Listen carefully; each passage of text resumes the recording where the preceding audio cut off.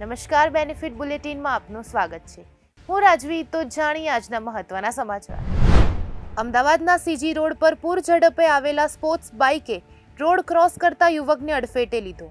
25 વર્ષીય પ્રકાશચંદ્ર દિંડોરનું ઘટના સ્થળે મોત। સ્ટન્ટ કરતી વખતે અકસ્માત થયાનો સ્થાનિકોનો દાવો। ટ્રાફિક પોલીસે ગુનો નોંધી તપાસ શરૂ કરી। રાજસ્થાનના જાલોર પાસે રોડ અકસ્માત। નેશનલ હાઈવે 325 પર ઉમ્મેદપુર નજીક મોડી રાત્રે સ્લીપર બસ ખાઈમાં પડી।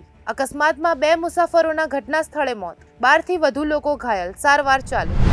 આસામમાં વહેલી સવારે ભૂકંપ। મોરીગાંવ જિલ્લામાં 5.1ની તીવ્રતા નોંધાઈ। લોકો ઘરની બહાર દોડી આવ્યા। ભૂકંપનું કેન્દ્ર મોરીગાંવ, ઊંડાઈ આશરે 50 કિલોમીટર। હાલ જાનમાલના નુકસાનના કોઈ અહેવાલ નથી। ડોનાલ્ડ ટ્રમ્પે ભારતને ફરી ચેતવણી આપી। રશિયા પાસેથી ઓઇલ ખરીદી મુદ્દે ટેરિફ વધારવાની ધમકી। ઓગસ્ટ 2025માં ભારત પર 50% ટેરિફ લદાવ્યાનું યાદ અપાવ્યું। તો આવા જ મહત્વના સમાચારો જાણવા માટે જોડાયેલા રહો બેનિફિટ ન્યૂઝ સાથે।